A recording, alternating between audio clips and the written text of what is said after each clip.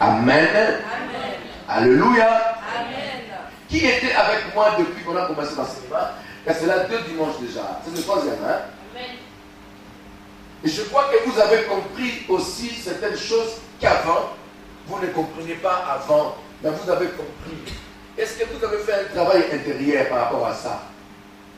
Est-ce que vous avez compris qu'il y a des choses qui vous arrivent? Ce n'est pas parce que Dieu ne vous aime pas. Dieu vous aime tellement et que Dieu ne peut pas faire le contraire de sa parole. Dieu est toujours derrière sa parole pour l'accomplir.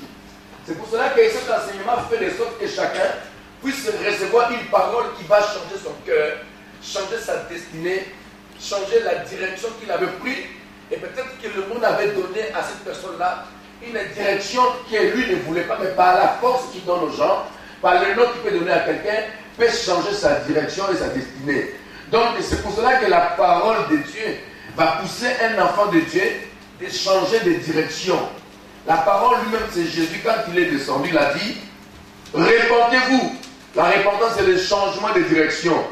Et à travers cet enseignement, la malédiction et ceci nous révèle que beaucoup de personnes, malgré qu'ils aiment Dieu, malgré qu'ils sont dans l'église, mais ils peuvent être sous la malédiction aussi. Certaines choses qui nous arrivent, ne dit pas que Dieu nous veut ça, Dieu ne veut pas ça. Mais seulement des choses que nous avons faites et nous avons commis comme acte à pousser maintenant le diable d'entrer dans la vie des personnes, détruire. Et c'est pour cela que l'enseignement, c'est qui édifie les gens et aller pousser à changer de direction. Nous devons faire un effort à travers l'enseignement à comprendre comment Dieu fonctionne. Chaque fois que Dieu parle, c'est qu'il veut changer la vie des gens. La Bible déclare, il nous a envoyé sa parole et sa parole nous guérit. Vous voyez, la parole guérit, c'est qu'il change de vie. Même s'il y avait une maladie liée avec la malédiction que tu as peut-être fait, peut-être que tu as cherché quelque chose et que tu as tiré la malédiction, seulement qu'à travers la parole de Dieu, Dieu peut te libérer, te guérir. Amen. Amen. Alléluia. C'est pour cela que nous avons vu des pratiques. Nous avons vu que la malédiction est liée par la désobéissance aussi. Nous avons vu que la malédiction peut être liée par des pratiques que nous avons commises. Nous avons que le Seigneur a dit, quiconque fera telle chose sera maudit. Et la malédiction, ce sont des conséquences des choses que nous vivons maintenant. C'est pour cela que j'aimerais parler aujourd'hui beaucoup plus des conséquences des pratiques, des actes que nous avons commis et qui engendrent des situations dans notre vie aujourd'hui. Vous remarquerez qu'il y a des familles aujourd'hui qui sont bloquées, pas parce qu'ils veulent être bloqués, pas parce qu'ils sont mauvais, non. C'est que dans le passé, il y a eu des pratiques occultes dans la famille et ça a poussé que ces gens-là sont bloqués aujourd'hui dans leur vie sociale, vie spirituelle. Ils veulent faire telle chose, ils n'arrivent pas. Sur la vie émotionnelle même, il y a des femmes qui ne se marient pas. C'est bizarre que vous voyez la fin de l'enseignement, les gens ne viennent pas des fois. Vous comprenez? Le diable est un méchant. Moi, je ne l'aime pas. Vous savez, dans ma vie, il n'y a qu'une personne que je n'aime pas, c'est le diable. Je ne l'aime pas. Comment il peut... Voyez la France, un pays touché. Remarquez. Il y a l'oppression dans ce pays qu'on ne peut pas comprendre. Et des situations que nous vivons dans ce pays qu'on ne peut pas comprendre. Je disais à un bien-aimé là, je dis, vous prenez cette salle, vous l'amenez soit au Santi, soit au Congo. C'est des pays que moi je vais tout le temps. Vous allez voir, vous allez casser là maintenant, dans 6 jours vous cassez là. Il y aura beaucoup de monde, par des enseignements que nous donnons ici. Quand je vais exemple aux Antilles, au Congo, j'ai ça, les gens sont étonnés, éblouis. La France est un pays qui a brisé les yeux des gens. Vous voyez, les gens sont tellement brisés qu'ils arrivent, ils n'ont plus de repères. Même la jeunesse française, vous voyez, quand vous quittez la France, vous allez ailleurs. Vous trouverez la différence par rapport à la France. Je suis allé avec Willy la semaine dernière. Nous sommes allés en Belgique. Même m'a dit, mais parce que ici, c'est pas pareil. Hein. On voit l'ouverture. Malgré que c'est un petit pays. Mais quand nous revenons, parce que nous sommes vraiment ici, on connaît la réalité d'ici. Mais on voit que vraiment le pays est lié. Et à chaque fois que, remarquez, tu ne pries pas cette semaine-là, tu sentiras quand tu viens même pour faire quelque chose, même ton corps, combien de personnes qui abandonnent leur travail. Et par dégoût. Hein? Il a cherché son travail, il a trouvé. À un moment donné, vous voyez, il y a un dégoût qui vient. Il dit, je ne pars pas au travail aujourd'hui. Il peut faire 3 jours à la maison. Vous dites, qu'est-ce qui se passe? Il n'est pas malade, mais il sent la fatigue qui dépasse son corps. Remarquez, je vous dis quelque chose. Les enfants d'Israël étaient esclaves d'Égypte. Tous les jours, ils travaillaient. Ils ne mangeaient pas. Ils travaillaient. Avec des coups. Ils ne travaillaient pas. Ils travaillaient durement et avec des coups derrière. Et criaient vers Dieu. Remarquez, quelqu'un qui a travaillé, qui s'est fatigué, il n'arrive pas à crier vers Dieu. Il n'arrive pas à prier, à demander à Dieu secours. Viens m'aider dans ma situation. Je n'arrive pas. Non, il est bloqué. Il n'arrive même pas à parler. Qu'est-ce qu'il fait? Il pleure. Il y en a qui cherchent la mort. Combien de morts? Vous voyez, il y a des jeunes de 15 jusqu'à 25 ans qui se suicident tous les jours en France. Tous les jours. Ils ont montré à la télévision combien de jeunes qui se suicident dès l'âge de 15 jusqu'à 25 ans. Des milliers. Oh, la France, c'est un pays riche. Si c'était en Afrique, je peux comprendre. Parce qu'il y a la pauvreté. Mais la France, c'est un pays très riche. Mais qu'est-ce qui pousse ces jeunes-là à se suicider?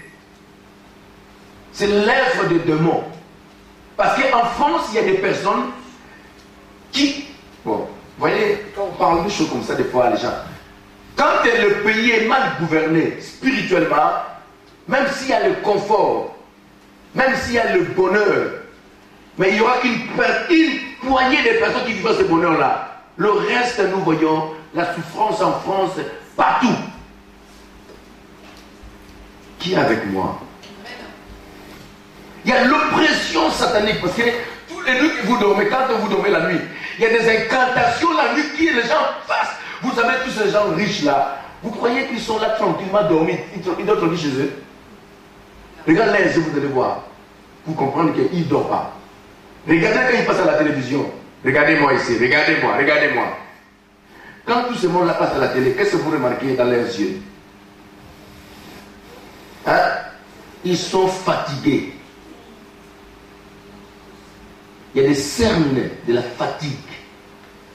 Que ce soit jeune, que ce soit vieux. Spirituellement, si vous regardez les gens, vous vous dites, ce sont des gens qui ne dorment pas la nuit.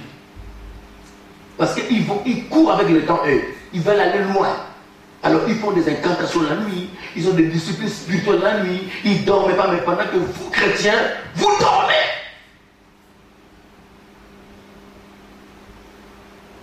Et dans ce monde-là, vous remarquerez, une fois que tu es comme eux, tu grimpes.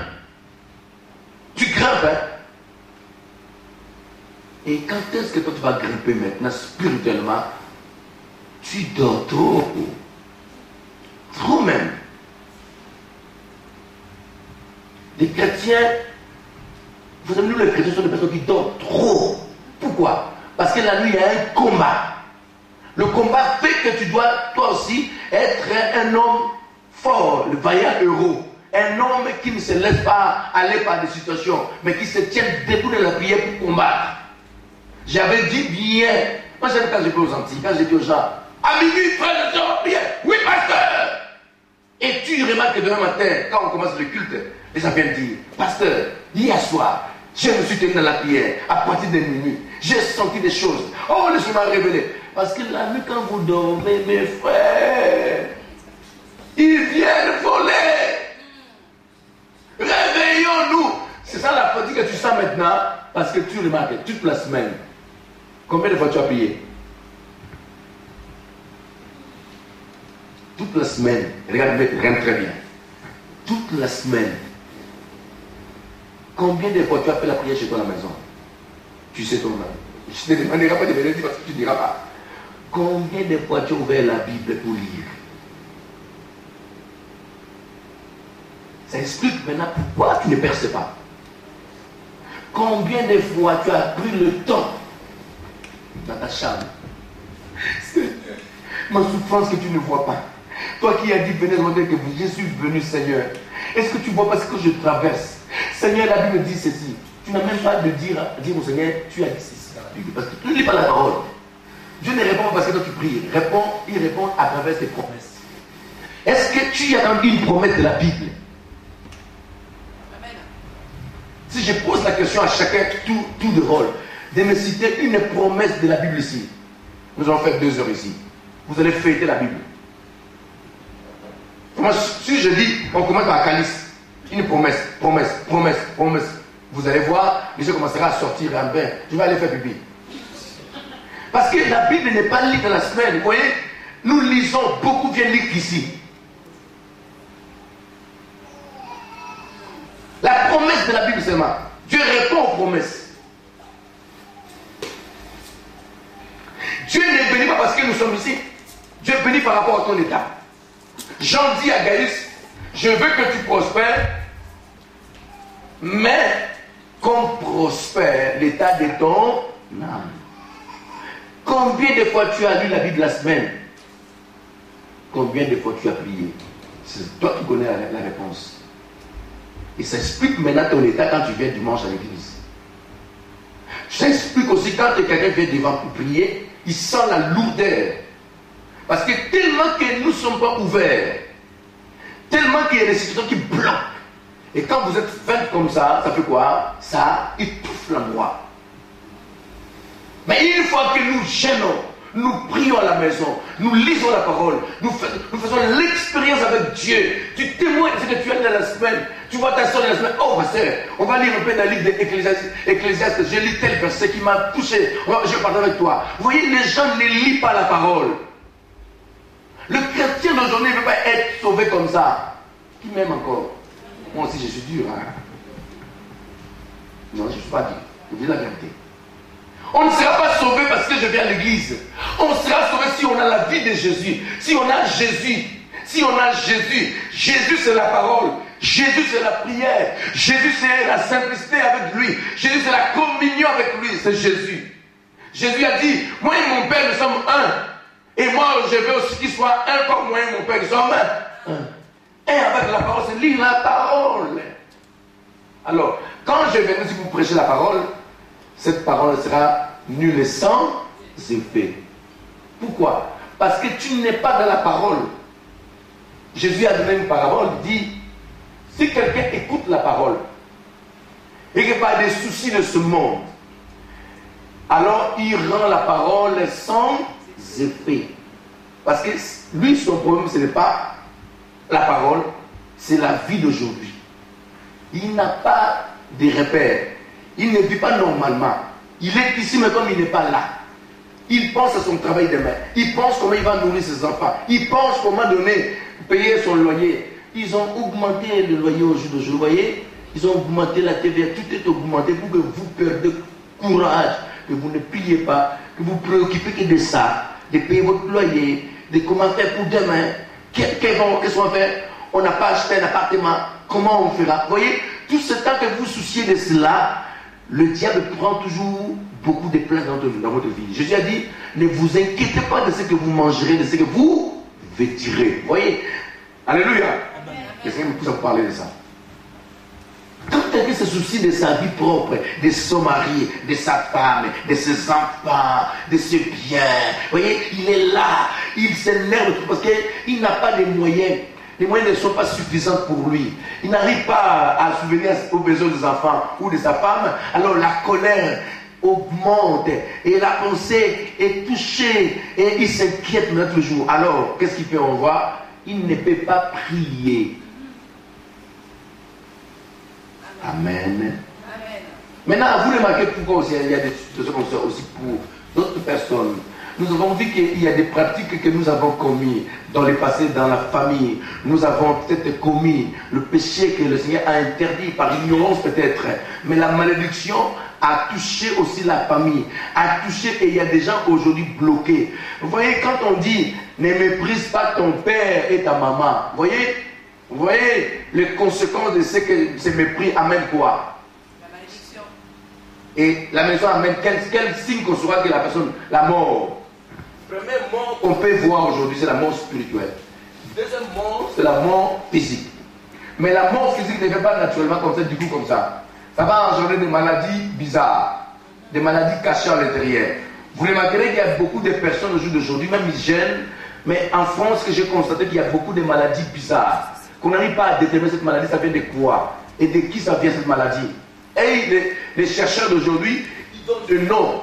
Et quand vous remarquez des noms qu'ils donnent à cette maladie-là, il n'y a que des noms de démons.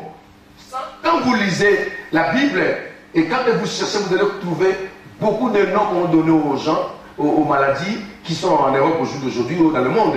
Ce sont des maladies qui portent le nom des démons.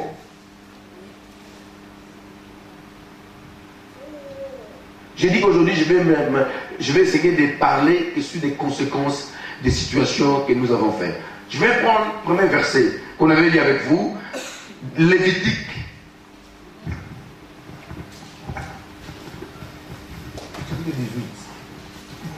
On va essayer de voir quelque chose.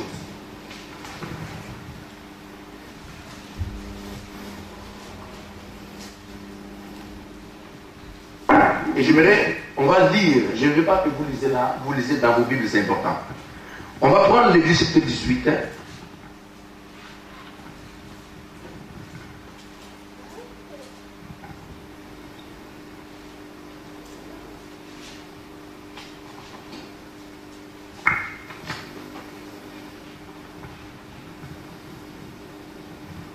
Ma sœur Karine, prends un micro parce que tu vas lire longuement. Verset 1 à 30, et tu vas lire aussi Deutéronome aussi. Je vais seulement écouter la sœur aujourd'hui. Lévitique chapitre 18, verset 1 à 30.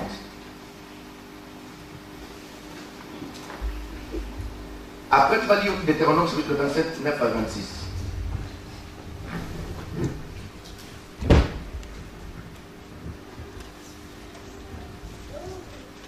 Je lis au nom du Seigneur. L'Éternel parla à Moïse et dit, parle aux Israélites, tu leur diras, je suis l'Éternel, votre Dieu.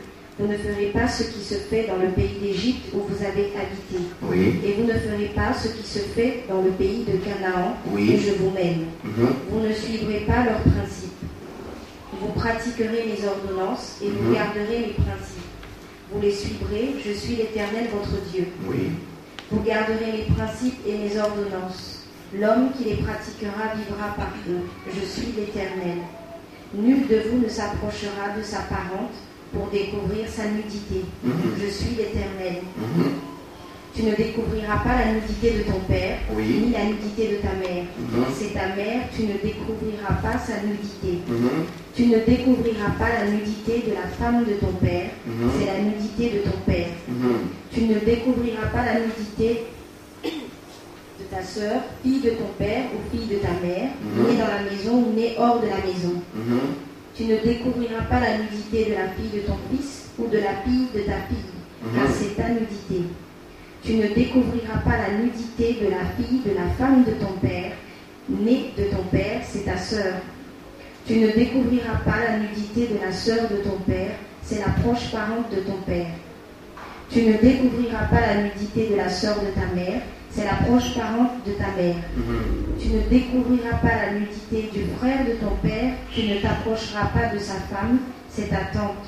Tu ne découvriras pas la nudité de ta belle-fille, c'est la femme de ton fils, tu ne découvriras pas sa nudité.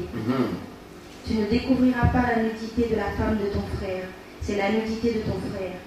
Tu ne découvriras pas la nudité d'une femme et de sa fille, tu ne prendras pas la fille de ton fils, ni la fille de sa fille pour découvrir leur nudité. Ce sont des proches parentes, c'est une infamie. Tu ne prendras pas la sœur de ta femme pour exciter une rivalité en découvrant sa nudité à côté de ta femme pendant sa vie. Tu ne t'approcheras pas d'une femme pendant l'indisposition menstruelle qui la rend impure pour découvrir sa nudité. Tu n'auras pas de rapport sexuel avec la femme de ton prochain pour te souiller avec elle. Tu ne livreras aucun de tes descendants pour le faire passer par le feu en l'honneur de Moloch, et tu ne profaneras pas le nom de ton Dieu. Je suis l'Éternel. Tu ne coucheras pas avec un homme comme on couche avec une femme. C'est une horrible pratique. Tu n'auras de rapport sexuel avec aucune bête pour te souiller avec elle. La femme ne s'approchera pas d'une bête pour s'accoupler à elle. C'est une confusion. Ne vous souillez par aucune de ces pratiques, car c'est par toutes ces choses que se sont souillées les nations que je chasse devant vous. Le pays en a été souillé, je suis intervenu contre sa faute, et le pays a vomi ses habitants. Vous observerez donc mes prescriptions et mes ordonnances, et vous ne commettrez aucune de ces horreurs, ni l'autochtone, ni l'immigrant qui séjourne au milieu de vous. Car ce sont là toutes les horreurs qu'ont commises les hommes du pays, qui ont été avant vous, et le pays en a été souillé. Ainsi, le pays ne vous vomira pas à cause de vos souillures, comme il aura vomi les nations qui y étaient avant vous. Car tous ceux qui commettent une quelconque de ces horreurs seront retranchés du milieu de leur peuple. Vous observerez mon ordre, et vous ne pratiquerez aucun des horribles principes qui se pratiquaient avant vous. Vous ne vous en souillerez pas, je suis l'Éternel, votre Dieu. Votre Dieu. Nous allons lire encore Deutéronome, chapitre 27, 9 à 26, ma soeur. Que Dieu te bénisse, continue la lecture. Moïse et les sacrificateurs lévites parlèrent à tout Israël en ces termes. Israël, fais silence et écoute. Aujourd'hui, tu es devenu le peuple de l'Éternel, ton Dieu. Tu obéiras à la voix de l'Éternel, ton Dieu, et tu mettras en pratique ses commandements et ses prescriptions que je te donne aujourd'hui. Le même jour, Moïse donna cet ordre au peuple.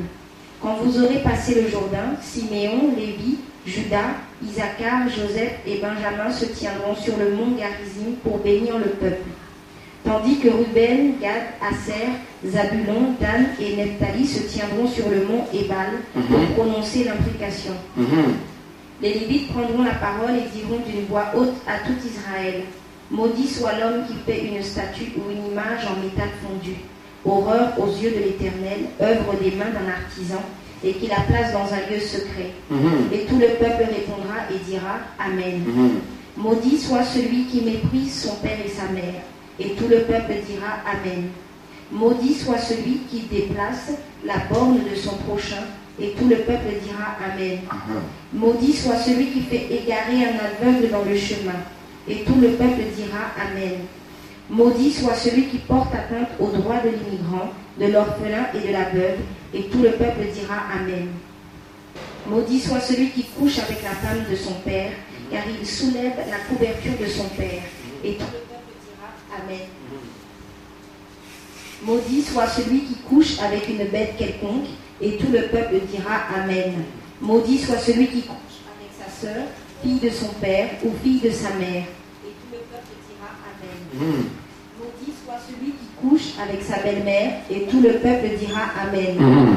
Maudit soit celui qui frappe son prochain en secret, et tout le peuple dira Amen.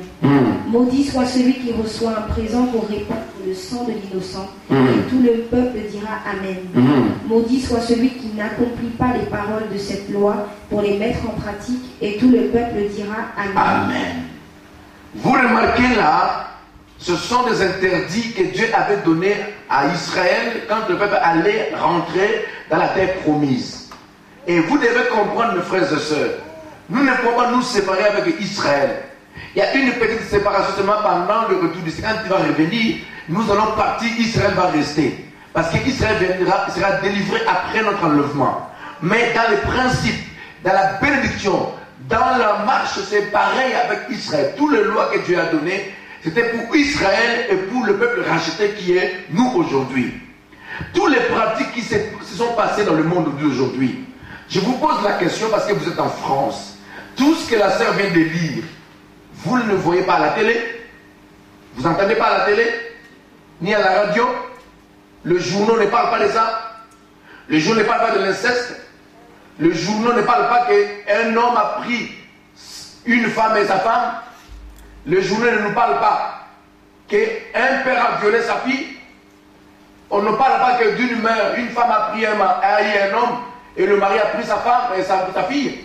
On parle de ça. On ne parle pas que le frère a pris la femme de son frère. On parle de ça. On ne parle pas qu'un frère a épousé une femme et a pris aussi sa soeur et les enfants de sa sœur. Oui, on nous parle d'un père, un papa qui prend la femme de son fils. La France ne dit pas. La France le dit. Le journal nous parle de ça. L'inceste est dans ce pays, n'est-ce pas? Tout ce que nous venons de lire est pratiqué dans ce pays où nous sommes. Peut-être tu es là, par ignorance tu l'as fait aussi. Et cela amène quoi? La malédiction. Mais en Israël, tout ce que Dieu avait interdit, quand quelqu'un pratiquait ça, qu'est-ce qu'il faisait? Et comment on devait maintenant traiter la personne? On devait lapider. Parce qu'il était impur aux yeux de l'Éternel. Il ne pouvait pas rentrer dans les camps de Dieu pour vivre le bonheur que Dieu donne à ses enfants. C'était au temps de la loi. Maintenant, au temps de la grâce, cette loi n'est pas annulée. Vous comprenez? Seulement, cette loi, la personne qui brise cette loi, qui renverse cette loi, c'est qui? Jésus. C'est pour cela que la Bible nous dit, Jésus nous a libérés. Quand on dit libéré, c'est quelqu'un qui était sous l'emprise de la malédiction, et Jésus l'a tiré là-bas et l'a mis à part. Or, nous allons lire maintenant le Lévitique pour voir les conséquences des pratiques faites. Peut-être tu l'as fait, hein? Celui qui ne respecte pas sa maman ni son papa, celui qui ne respecte pas l'autorité. Dans le temps des Israélites, quelqu'un qui ne respecte pas l'autorité, il doit être lapidé. Vous savez ça? Et ta maman, ton papa, c'est une autorité que Dieu a établie. Quand tu ne le respectes pas, tu es exclu parmi le peuple d'Israël, parmi le peuple de Dieu. Parce que tu as la rébellion. Et le livre Éphésiens dit par Paul dit, le fils de la rébellion. Ils ont un esprit de rébellion. Un esprit qui l'amène à se rébeller. L'esprit de l'air. Vous voyez, quand quelqu'un a l'esprit de l'air, il ne peut pas être au même endroit. Il va sillonner le pays, il va sillonner le monde. Il était ici, il n'est pas d'accord, il n'est pas tranquille, il va quitter pour aller ailleurs. C'est un esprit de rébellion, esprit de l'air. Chez nous, on appelle ça esprit de Caïn. Esprit qui sillonne la terre entière, chercher la bénédiction. Il ne trouve pas, il va changer. Vous voyez, il est dans sa famille, il n'est pas d'accord. Il va fuguer. Vous voyez, quand vous remarquez les enfants qui fuguent au jour d'aujourd'hui, comment vous trouvez? Il y a un esprit dans la famille, je vais vous dire des choses. Il y a un esprit de la famille, et il y a un esprit aussi de la rébellion, qui est un esprit de l'air, qui vient par la société aussi. Si la famille n'a pas la malédiction, il peut aussi être touché par l'esprit de la rébellion, comme l'esprit de l'air qui est dans la société française. À l'école, exemple. Vous voyez, à l'école ou au travail, ou par des copains, copines. Et quand un enfant marche avec un rebelle, automatiquement il devient rebelle. Ou une fille qui marche avec des filles qui aiment des garçons, si elle était vierge, elle serait dévergée. Parce que l'esprit se communique. Si tu marches avec un voleur, tu vas voler un jour. Tu vas réussir pendant un moment. Mais une fois que tu marches avec lui, tu vas voler. C'est pour cela que Paul donne des conseils dedans. Mais nous allons lire maintenant le livre de Lévitique. Pour comprendre, chapitre 20.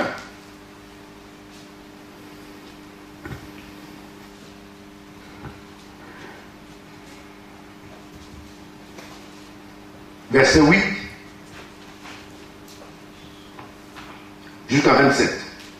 Vous observerez mes règles et vous les mettrez en pratique. Je suis l'Éternel qui vous sanctifie. Quiconque maudira son père ou sa mère sera puni de mort. Il a maudit son père ou sa mère, son sang retombera sur lui. Si un homme commet adultère avec une femme mariée, s'il commet adultère avec la femme de son prochain, l'homme et la femme adultère seront punis de mort. Si un homme couche avec la femme de son père et découvre ainsi la nudité de son père, cet homme et cette femme seront punis de mort. Leur sang retombera sur eux. Si un homme couche avec sa belle-fille, ils seront tous deux punis de mort. Ils ont fait une confusion, leur sang retombera sur eux. Si un homme couche avec un homme comme on couche avec une femme, ils ont commis tous deux une horreur, ils seront punis de mort, leur sang retombera sur eux. Si un homme prend pour femme la fille et la mère, c'est une infamie. On les brûlera au feu, lui et elle, afin que cette infamie n'existe pas au milieu de vous. Oui. Si un homme a des rapports sexuels avec une bête, il sera puni de mort et vous tuerez la bête. Si une femme s'approche d'une bête pour s'accoupler à elle, tu tueras la femme et la bête. Elles seront mises à mort, leur sang retombera sur elles. Si un homme prend sa sœur, fille de son père ou fille de sa mère, s'il voit sa nudité et qu'elle voit la sienne, c'est une ignominie. Ils seront retranchés sous les yeux des ressortissants de leur peuple. Cet homme a découvert la nudité de sa sœur, il portera le poids de sa faute. Si un homme couche avec une femme qui a son indisposition et découvre sa nudité, s'il met à nu son flux et qu'elle découvre le flux de son sang, ils seront tous deux retranchés du milieu de leur peuple. Tu ne découvriras pas la nudité de la sœur de ta mère ni de la sœur de ton père, car ces maîtres à nu, sa proche parente. Ceux qui agissent de la sorte porteront le poids de leur faute. Si un homme couche avec sa tante, il a découvert la nudité de son oncle. Ils porteront le poids de leur péché, ils mourront sans enfant. Si un homme prend la femme de son frère, si c'est une impureté, il a découvert la nudité de son frère, ils seront sans enfant. Vous garderez tous mes principes et toutes mes ordonnances et vous les mettrez en pratique. Ainsi, le pays où je vous mène pour vous y établir ne vous vomira pas. Vous ne suivrez pas les principes des nations que je vais chasser devant vous, car elles ont commis toutes ces actions et j'en ai été dégoûté. Je vous ai dit, c'est vous qui posséderez le pays, je vous en donnerai la possession. C'est un pays découlant de lait et de miel. Je suis l'Éternel, votre Dieu, qui vous ai séparé des peuples. Vous marquerez une distinction entre les animaux purs et impurs, entre les oiseaux impurs et purs, afin de ne pas rendre vos personnes abominables par des animaux, par des oiseaux, par tout ce qui rampe sur le sol et que j'ai exclu à votre intention comme impur. Vous serez saints pour moi, car je suis saint, moi l'Éternel. Je vous ai séparés des peuples afin que vous soyez à moi. Si un homme ou une femme ont en eux le pouvoir d'invoquer les morts ou de prédire l'avenir, ils seront punis de mort, on les lapidera, leur sang retombera sur eux. Amen. J'aimerais maintenant expliquer tout cela. À l'époque d'Israël, la mort était, pareil comme on le dit, une fois que tu commets l'acte, tu es détruit. Maintenant, au temps de la grâce, la mort va intervenir, bien sûr. Mais, une fois que tu connais Jésus, que tu dénonces cela, le Seigneur Jésus va te retirer dans la mort. Là où tu étais, il va te retirer pour te sauver. Mais attention, quand il sauve, les conséquences doivent être là. On paiera le prix de notre acte. Être sauvé, il y a des choses que les gens doivent comprendre. Si j'ai commis des actes abominables et que a engendré une maladie grave, le Seigneur, c'est lui qui va juger maintenant.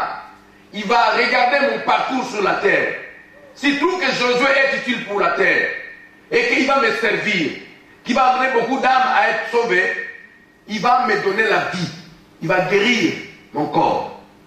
Il peut aussi permettre la mort, mais pour que l'âme soit sauvée. Parce que cet acte amène la malédiction. Vous remarquerez au jour d'aujourd'hui, il y a des maladies que beaucoup de personnes portent dans leur corps sans connaître d'où vient la maladie. Il y a des femmes, des hommes pareils, par des pratiques que la mort, c'est que quelqu'un ne peut pas vivre. Or, il y a des chrétiens que je parle maintenant, comme vous êtes ici, comme tous nous sommes ici, vous avez des maladies qui vous arrivent et que vous n'arrivez pas à comprendre. On peut prier pour ça, on peut gêner pour ça, ça ne part pas. Parce que tu as fait des pratiques que Dieu a sanctionnées et a interdites. Et cela est pour tout le monde, parce que Dieu parlait aux Israélites, il parlait aussi aux étrangers qui devaient habiter à l'époque en Israël, devaient suivre cette loi-là. C'était pour tout le monde. Et la loi est universelle, la loi de Dieu. C'est pour tout le monde. Il n'y a pas le païen ou le chrétien. Même un païen qui a pratiqué ça est sous la maladie. Nous le voyons, la France n'est pas qui est sous la maladie. Regardez vous-même. Vous voyez, les États-Unis, c'est un pays qui a connu l'évangile. Et est un pays aussi qui connaît beaucoup de choses graves. Hein? Mais quand vous les voyez, ils aiment beaucoup la parole de Dieu. Même au Sénat, c'est vrai qu'il y a des gens d'Illuminati là-bas dessus, mais ils ont leur Bible aussi. Quelque part, ils se réfèrent un peu au Seigneur. Mais la France est un pays qui est bloqué au Seigneur. Pourquoi? La malédiction a rendu ce pays aveugle. Maintenant, remarquez maintenant, on parle de la mort. On parle de la mort. Qu'est-ce que la mort? C'est la personne ne peut pas vivre. Et qu'est-ce qui peut tuer le corps? La maladie. Voilà.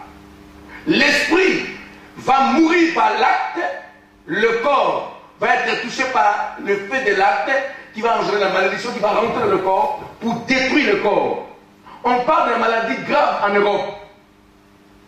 Mais il y a des gens, je ne sais pas si c'est ton cas qui est ici, hein, tu es là, hein, si on te regarde bien dans ta vie personnelle, tu ne fais pas de progrès. Malgré l'orgueil de la chair, tu vas pouvoir mais si on voit naturellement ta vie, tu ne fais pas de progrès. C'est la faute de Dieu? Non. Mais tu écoutes la parole de Dieu, mais tu chantes pour Jésus, tu adores Jésus ici, tu chantes, mais ta vie ne change pas. Parce que dans le passé, il y a eu des pratiques que Dieu avait condamnées et qui ont engendré la malédiction et qui t'a bloqué sur le plan social, sur les finances et sur la vie spirituelle. Vous remarquez, les gens, il y a beaucoup de personnes qui peuvent prier qui sont à l'église. Chez eux à la maison, ils n'ont pas le temps. Mais pour prendre la parole de Dieu, vous savez, lire la parole de Dieu est une grâce. Mais il y a beaucoup de chrétiens, même les gens qui sont ici. Peut-être que vous ne serez pas sincère avec moi si je vous pose la question. Vous allez peut-être avoir la honte de dire la vérité aux gens que je ne lis pas la parole de Dieu. Vous allez dire, oui, je lis de temps en temps. Non, tu ne lis pas. Ce n'est pas parce que tu ne veux pas lire. Tu as la volonté, tu veux lire. Mais tellement qu'il y a des pratiques mauvaises dans ta vie, ça a donné aux démons l'accès de te bloquer. Parce que si quelqu'un prie, c'est une grâce. C'est un signe de spiritualité. Quelqu'un qui prend la prière seul, quelqu'un qui lit la parole de Dieu seul, c'est un signe que Jésus est dans sa vie. Alléluia. Si quelqu'un ne lit pas la parole de Dieu et ne prie pas, est-ce qu'il a la vie? Non. La Bible dit celui qui a le Fils a. Celui qui n'a pas le Fils n'a pas. Mais comme la vie, humainement, charnellement, le cœur bat encore, on dit que j'ai la vie. Mais ce n'est pas la vie. Parce qu'il y a beaucoup de personnes, excusez-moi, qui ont des milliards qu'au jour d'aujourd'hui, beaucoup pensent qu'avoir beaucoup d'argent, c'est avoir la vie. Ils meurent tous les jours. Il n'est pas dit que si quelqu'un respire encore qu'il a la vie. Dans la vie spirituelle, dans la vie de tous les jours, comme Dieu a créé le ciel et la terre, la vie qui est importante, c'est la vie spirituelle. L'enveloppe sert à aider ce que tu désires à l'intérieur de pousser d'aller loin. Or, la mort peut amener des maladies, graves. Exemple, hommes et femmes, à l'intérieur de nous, nous avons des organes. Le cœur, les poumons, en bas il y a la vessie et tout ça, tout ça fonctionne dans notre corps. Maintenant, quel organe qui est très important? S'il est touché, tu parles de quel organe? Le cœur. Voilà. Alors, le cœur peut être touché par quoi?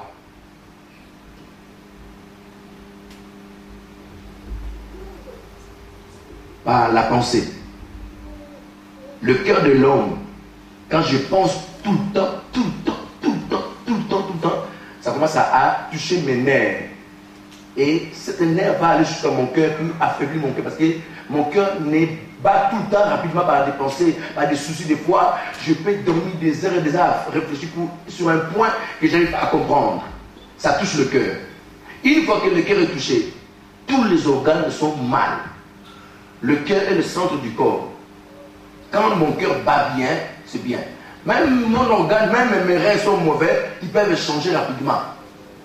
Mais une fois que les reins sont atteints, et que ça monte, si ça touche le cœur, c'est fini. Or, des pratiques que nous avons des fois faites, à pousser maintenant la maison d'entrer dans le corps. Et il ne commence pas vraiment au cœur. Il commence par la pensée.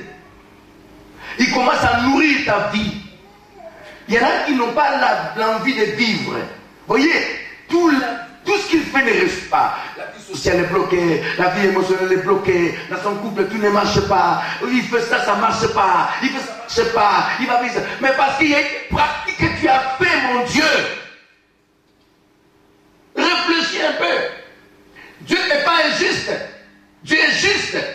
Comme je dis aux jeunes qui sont ici, et je dis aux bien-aimés, fais attention à ce que tu vas faire. Ça peut amener des problèmes graves et que dans l'avenir, vous savez quand on fait quelque chose aujourd'hui, on ne le sait pas maintenant. Non, c'est pas maintenant que tu vas sentir ça. Il faut que la chose prenne vie à l'intérieur. Ça va bouffer le corps. Il y a des gens qui ne peuvent même pas accoucher aujourd'hui d'avoir des enfants. Pourquoi?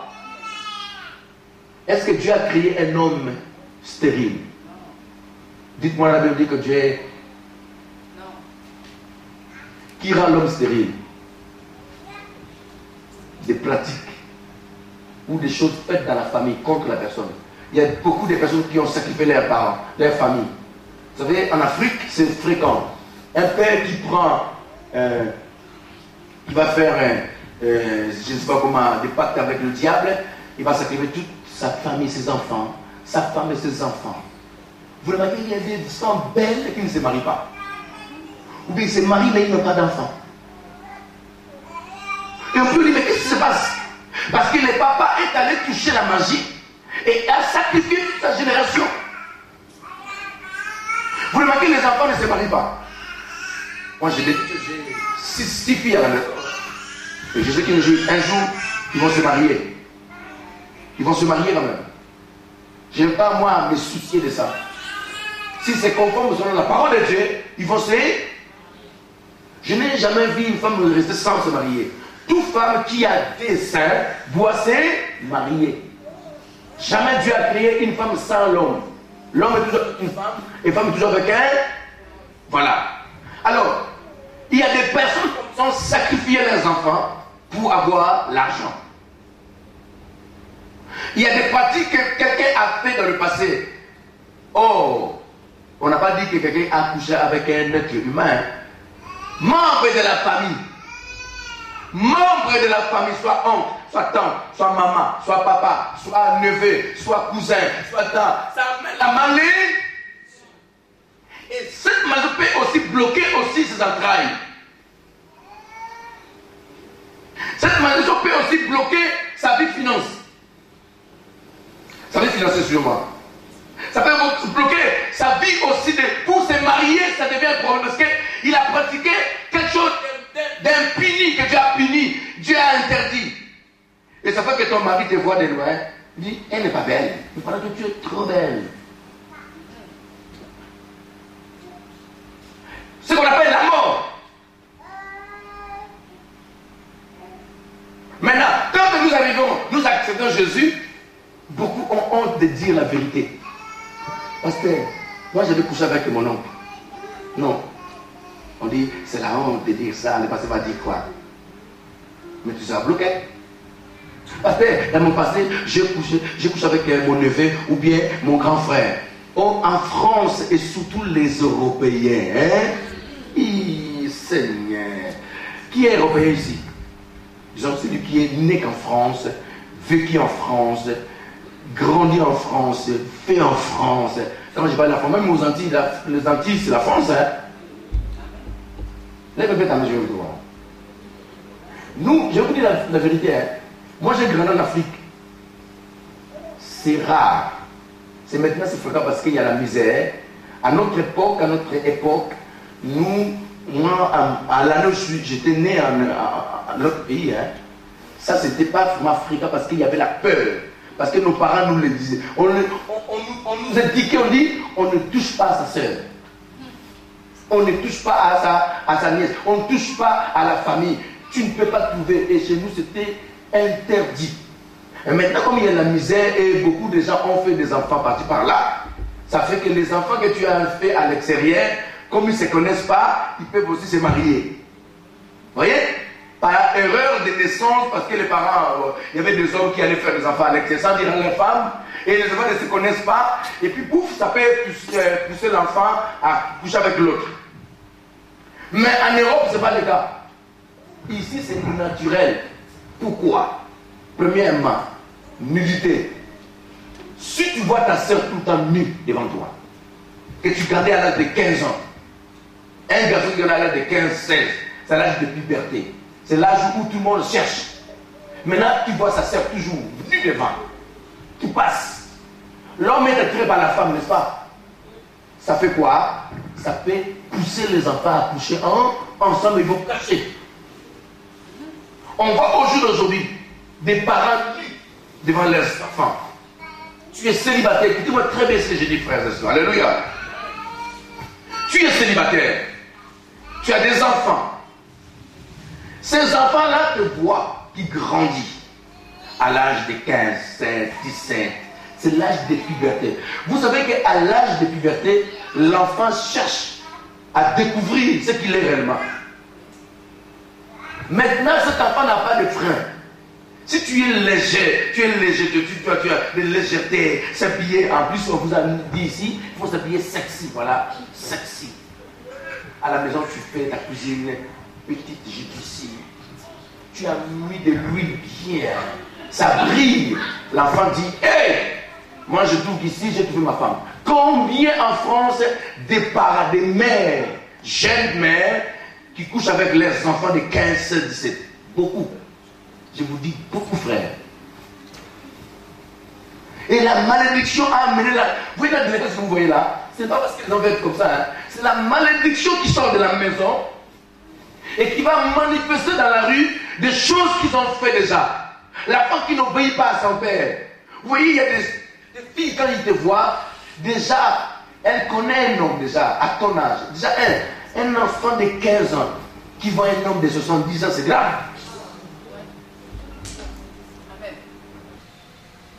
Quelle est ta position par rapport à l'évangile? Dites-moi, quelle est l'épreuve que tu as reçue de ton Dieu? C'est mal l'épreuve de pleurer devant les gens, de montrer aux gens que tu es malheureux. Mais la Bible nous dit, tout ce que vous permettez sur la terre sera permis. Oh, alors qu'est-ce que vous voulez? Tu permets ça tout le temps, tu dis ça. Moi, je ne peux pas. Ah, frère, c'est alléluia. Bon, si je parle de l'état, il est méchant, non? Comment expliquer? Dieu te fait grâce. Dieu te fait grâce. Tu n'as pas, tu as souffert toute ta vie. Tu étais en Afrique, tu étais aux Antilles, tu as passé des moments difficiles. Tu te fais grâce. Tu connais son nom. Pas des Africains, mais parce que beaucoup de gens, tu vois des Africains qui viennent avec aussi des régions. Vous voyez, je suis allé en Afrique, j'ai dit, mes frères, ne quittez pas l'Afrique comme vous quittez là. Ne vendez pas vos maisons pour aller en Europe. Il n'y a rien là-bas. J'ai été insulté. Et alors, pourquoi tu ne vis pas ici?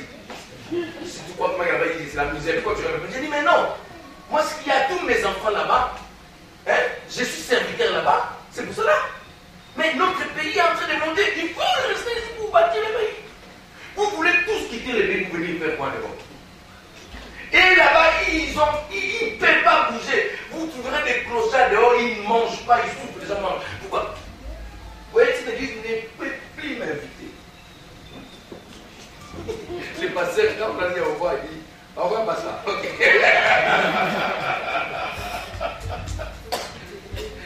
Vous savez, on m'a dit au revoir, mais au revoir. Mais parce que j'ai dit la vérité. J'ai dit la vérité. Parce que tout lieu tu es, tu as des pouvoirs. Et comme vous voyez au Congo là-bas, c'est un étranger qui a pris le pays. Parce qu'il même, il refuse le pays, il fuit le pays, il diabolise le pays. Et voilà quel étranger. Je me suis dit, mais pourquoi vous pleurez maintenant? Parce que du moment où vous aimez pas votre pays, Dieu nous mettra quelqu'un d'autre de diriger ce pays. Parce que vous ne voulez pas. Vous fouillez le pays pour tout cela pour partir. Frère, quand tu fuis ce que Dieu te donne, quelqu'un d'autre te prendra. Et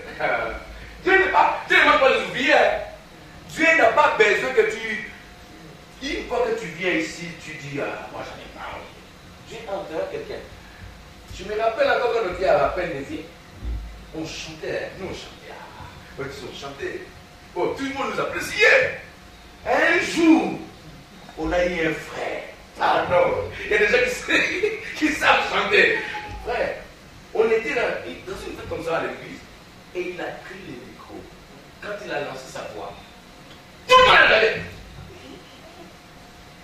Même nous tous on était étonnés.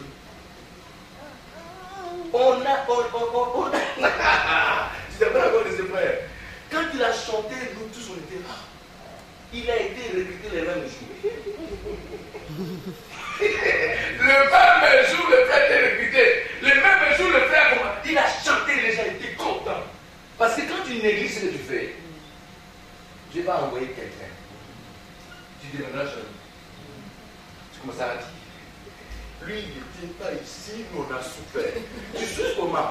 Tu souffres comment pendant que tu ne veux pas te donner complètement? Dieu a envoyé, frère. Dieu est lent. Dieu n'est pas quelqu'un qui va vite avec les gens. Il te donne le temps jusqu'à ce que tu accomplisses vraiment tout ce que tu te dises. Pour que tu me dises non, non, non, non. Parce que non, il dit je vais aller avec toi jusqu'au bout. Et il va envoyer quelqu'un de doué. Et il sera avec le pasteur qui va dire tu vois le pasteur, celui qui vient d'arriver là, il a pris vite, hein? Non. Si quelqu'un a ses talents, a sa grâce, qu'il est là, qu'il se donne, qu'il est là. Alléluia. Quel pouvoir tu as reçu? Les clés nous ont été données. Qu'est-ce que tu fais avec tes clés? Tu es en train de nous éclairer pendant que les clés sont en train de chômer. Il y a des clés qui commencent à rouiller, tout ça. Quand tu vas les mettre dans la porte pour ouvrir la porte de partir, il faut oser dans la vie. Il faut oser. Il faut être déterminé. Il faut avoir un langage qui peut amener les gens dessus. Il faut avoir des gens qui te portent. Il faut avoir des copains qui te disent on peut aller loin. Oui, il faut avoir des amis qui te disent ma soeur, ce que tu as est plus grand. Tu peux aller loin. Mon frère, tu sais, avec quelqu'un que tu as, comme tu chantes là, on peut aller loin. Ma soeur, parce que tu as la grâce de parler, on peut aller loin. Le chrétien se limite qu'à des petites choses. Ce que j'ai vraiment remarqué dans les églises, les chrétiens ont toujours le même langage. Et c'est accentué entre eux. Ils n'ont pas le langage d'avenir. Toujours, non, tu sais, lui il a fait ça. Mais voilà, parce qu'il n'a pas compris. Tout ça, toi, et tu vois, il m'a dit ça, et je ne l'aime pas. Vous voyez, vous pouvez vous demander pardon depuis le 1er janvier jusqu'à le temps de ça. Pardonne-moi, pardonne-moi. Pardonne-moi. Pardonne-moi. C'est pas mauvais. Vous savez, il y a tout ce que le Seigneur a dit important, n'est-ce pas? Mais il a dit que ça, c'est pour essayer de marcher ensemble. Mais la réussite n'est pas comme ça. Vous voyez, quand j'ai demandé pardon à Thalys, maintenant, je sais que je lui ai dit d'abord. Maintenant, nous devons marcher ensemble. Maintenant, si je trouve que quelque chose ne marche pas, je vais pas demander pardon. Dis, je t'avais donné pardon hier. Il faut qu'on n'a pas fait ça. Ne me pousse pas à demander pardon tout le temps. Tu me fais des bêtises tout le temps que je vais te demander pardon. Parce que vous savez, il y a la culpabilité spirituelle. Maman, il y a la culpabilité spirituelle. C'est-à-dire quand tu fais quelque chose par la compassion spirituelle, pardonne-moi. Parce que le Seigneur dit, l'apôtre Paul dit, si tu votes quelqu'un est bon avec toi, pas tu es bon avec quelqu'un, va arranger. Dis-lui, je l'ai même pris, je demande toujours pardon, on avance. Il faut qu'on avance, dis.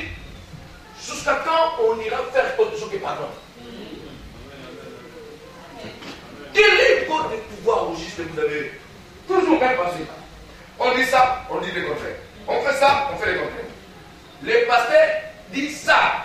Oui. J'ai aimé le pasteur qui a dit. Oui, mais tu ne peux pas. Et pas dit pourquoi tu n'as pas fait. Non, tu ne peux pas. Ça, c'est le pouvoir, ça. C'est la rébellion d'un pouvoir machiavélique qui est satanique et mauvais. Un enfant de Dieu est clair. Je ne peux pas faire pasteur parce que j'ai tel choix. Ah! Il a précisé. Pasteur, je ne peux pas faire pour l'instant parce que j'ai fait quelque chose. Oui. Ce n'est pas impossible de dire la vérité. Mais il est mauvais de faire et puis murmurer après. D'accord? Grave. Tu as fait, mais parce que tu as donné ton effort. Tu as fourni ton énergie et puis tu as murmuré, c'est-à-dire que tu as raté tout.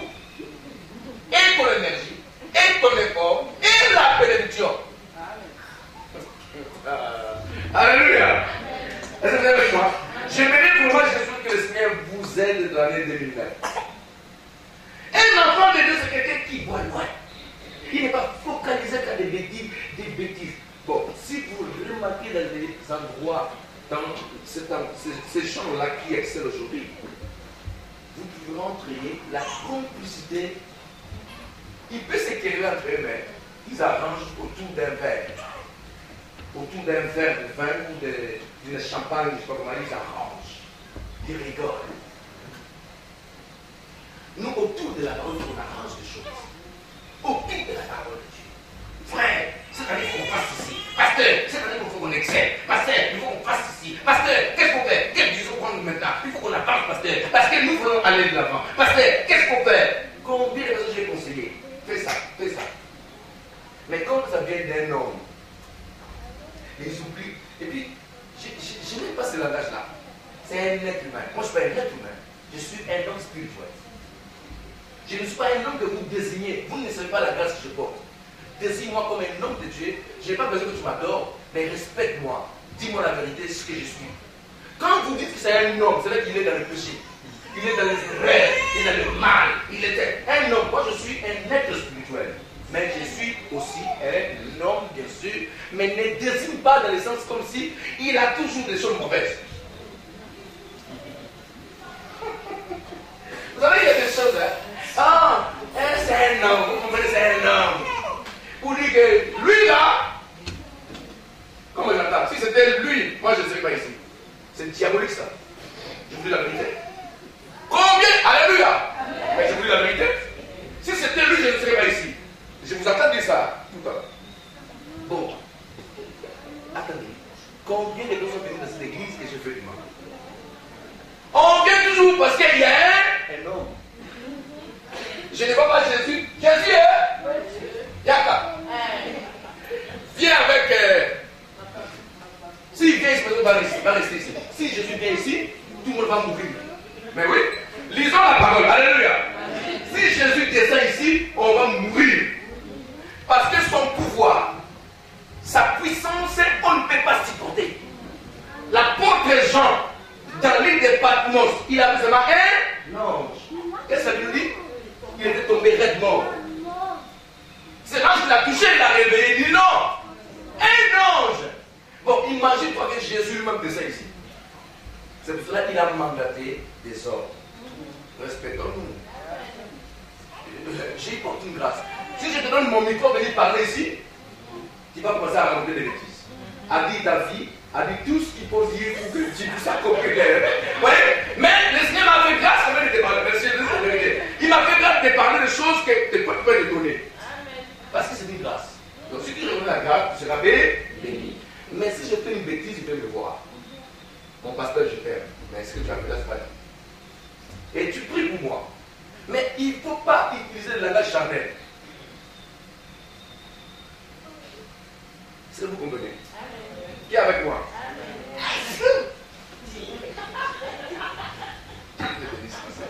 Ça fait du bien ça. Là, nous voyons que le diable avait les clés. Mais qui a les clés maintenant? Maintenant, je vous pose parce qu'il faut qu'il y ait l'ambiance. Qui a les clés maintenant? Effectivement. Non, qui a les clés? Non, vous avez dit Jésus. Non, je ne réponds pas d'abord. Qui a les clés? Jésus dit, je vous donnerai, il a donné. Parce qu'il ne ment jamais. Mais pendant que tu as les clés, les clés là, il faut qu'on amène, je ne sais pas si il faut qu'il nettoie ça parce que ça a bouillé beaucoup. Les oui qui a pris de l'ampleur, qui a monté jusqu'à là. Et tu n'arrives pas à faire monter parce que tout est bloqué. Parce que tu as toujours un langage de blocage, conception charnelle. Tu ne sais pas aller de l'avant. Parce que tu ne sais pas que tu portes que tu es fort. Frère, vous savez, je suis en train de faire l'expérience par rapport à la foi. La foi, il faut mesurer la foi. Et il faut taquiner la foi. Ah, le Seigneur aime ça. Le Seigneur taquine son cœur. Il dit, c'est la foi là. Qu'est-ce qu'il y a? Papa! Il dit, j'attends pour voir si tu veux. Le Seigneur, c'est quelqu'un qui est en train de jouer avec nous. Il dit, papa! Il dit, ah, il met du secours. Papa! Il dit, ah, cet homme-là est fort. Hein? Regardez, comment ça? Jacob. Jacob, c'est quelqu'un de fort. Hein? Il voit un ange. Il dit,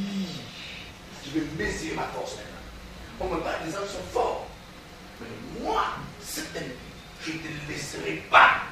Ou je ne te laisserai pas. Il prend un ange, il jette par terre. Il dit, je vais te montrer que j'ai besoin de ta bénédiction. Tu ne me laisseras pas comme ça. Moi, je passe tout comme ça. Vous savez, on peut prendre le principe de Dieu pour l'utiliser dans le sens où on dit, je vais te montrer que moi aussi j'obéis à ta parole. Non, Dieu aime les gens comme ça. Je vais te montrer, moi aussi, je peux obéir à ta parole.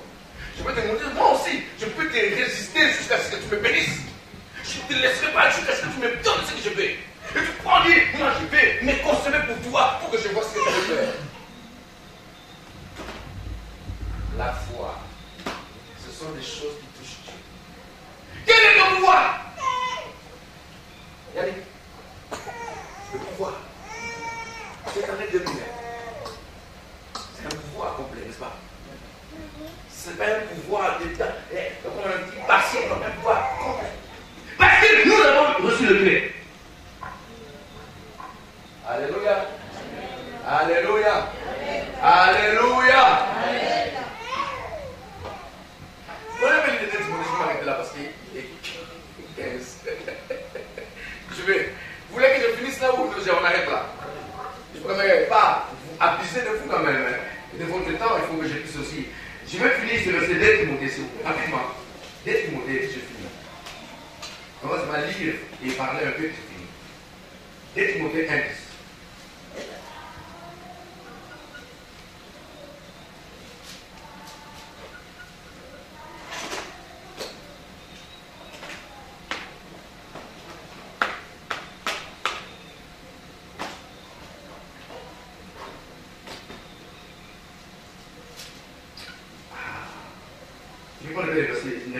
Celui qui nous a sauvés nous a adressé un saint appel, non à cause de nos œuvres, mais à cause de son propre dessein et de la grâce qui nous a été donnée au Christ Jésus avant les temps éternels.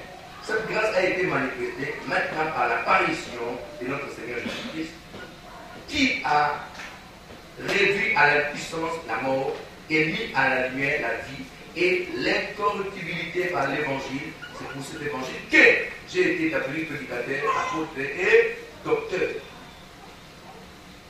Jésus n'a pas seulement anéanti la mort, mais il a anéanti la mort et mis maintenant à la vie, à la disposition de chacun. Une fois que tu prends la vie sera à ton partage, à ta maison, à ta vie. Il faut que tu dis, j'aime Dieu, j'aime Jésus. Alors là, il a anéanti la mort pour te donner la vie. Oh, la mort, c'est tout ce que l'apôtre Paul a désigné. La mort, c'est le chèque. Attendez, si quelqu'un est pauvre, malheureux, c'est quoi ça? L'amour est prêt. Moi, je vois ma fille, moins de maladie, moins de fièvre, ce qui est encore grave.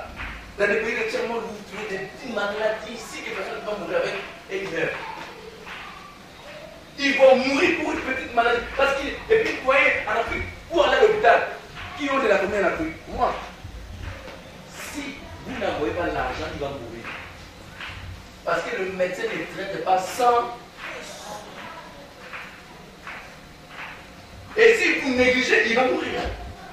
Ce qui est grave, c'est que les médecins vont mourir à cause de l'argent.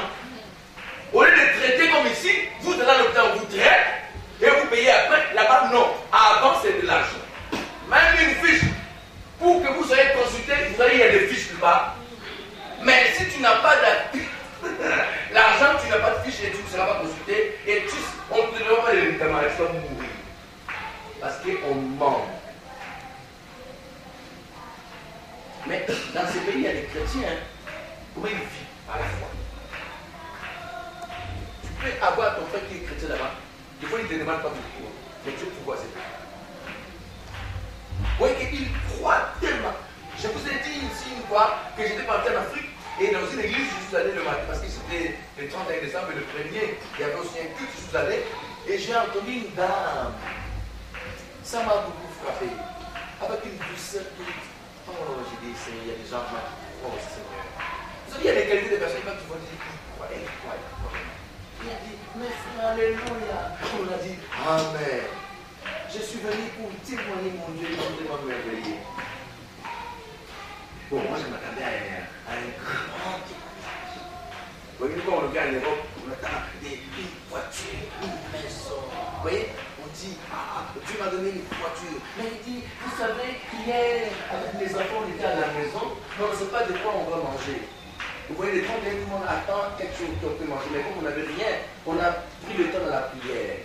On a demandé au Seigneur quelque chose. Mes frères, ce que Dieu a fait est extraordinaire. Nous voyons une dame, vers le soir, qui vient, qui ne connaît pas. Mais Dieu l'a touché là où il était. Elle a acheté des choses et elle est venue. Tout ça, elle nous a amené et nous avons mangé. Et nous bénissons Dieu parce qu'on n'avait rien avec nous, mais ce qu'il a fait, rien que lui qui peut faire ça, parce qu'il y a quelqu'un qui ne connaissait pas qui nous a amené à manger, il faut que Dieu le touche, n'est-ce pas? C'est extraordinaire ça. Quelqu'un qui n'avait rien. Il faudra que Dieu va toucher quelqu'un de loin pour lui donner à manger. Mais toi ici, tu as tout. Moindre rien que tu peux avoir, tu plais.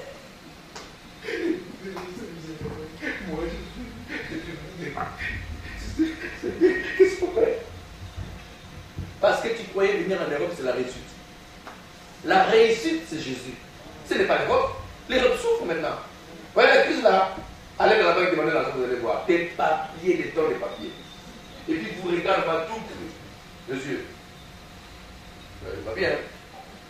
Et il y a quelqu'un passé par le long qui dit, pasteur là, et puis on a dit, donc il m'a l'ordre, nous allons fouiller l'ordre. Ça veut dire, même si tu as découvert 1 euro, un livre, tu dois remettre. Tu ne donnes pas, tu as le problème. Une fois que tu fais confiance au Seigneur, il va intervenir. Je vais te poser la question. Quel est ton pouvoir? Pour le déterminer. Ce serait un pouvoir limité ou un pouvoir multidimensionnel ou un pouvoir illimité. Qui a un pouvoir illimité pour le déterminer? Qui veut relever les défis pour le déterminer? Relever les défis. Tu as rien bien sûr, mais relève le défi. C'est là où on reconnaît les hommes et les femmes de Dieu. Je n'ai rien avec moi. Je n'ai même pas un rond avec moi. Je n'ai pas un travail. Je n'ai pas un mari. Je n'ai pas tout. Mais la grâce de Dieu m'accompagnait pour le 2009. Et je verrai la main de Dieu. Et je témoignerai de ce qu'il va faire pour moi. Parce que je sais qu'il le fera. Ah, tu le saisis comme ça. Il dit, ah, là je dis, vous avez dit, moi, il fait. Et là il dit, ah, je suis là, oui, j'aime ça. Et j'aime ça. Il dit, cette année que je commence moi, j'ai comme peut-être des choses dans ma vie, j'ai peut-être des pensées de ma mère, mais cette année que je vais commencer, dès le 1er janvier, je vais changer mon langage, mon attitude, ma compréhension, je vais aller tout droit vers la Dieu, je vais saisir mon Dieu au mot, je vais lui dire des choses pour que l'année qui commence, qu'il me dise ce qu'il veut de moi, et qu'il me rassure comment c'est juste la vie. Qui veut relever ces défis-là? Moi. Pour le 2009, on en a marre des petites choses, des petites pensées, des petites paroles, des conceptions. Et vous voyez, quand tu as des conceptions qui commencent à grandir et tout, les gens qui ont des petites choses comme ça disent, ah, lui là, il faut changer parce que son langage là a commencé à battre tous les gens. Et c'est comme ça que tu dois être. Et cette année, c'est ton année. Amen. On va commencer. C'est l'année où tout le monde va relever les défis. Et si nous voulons relever ces défis-là, on commence maintenant à voir ça maintenant. Amen. Et quand on commence à voir ça maintenant, on commence à changer notre position, notre façon de voir, de marcher même et de parler avec les gens. Tu n'as pas, tout le monde n'est pas ton ami. Tu vas aller des amis par-ci, par-là. Ah, copine, oh, copain. Les copines et copains, ils ont des choses bizarres et copains, copines.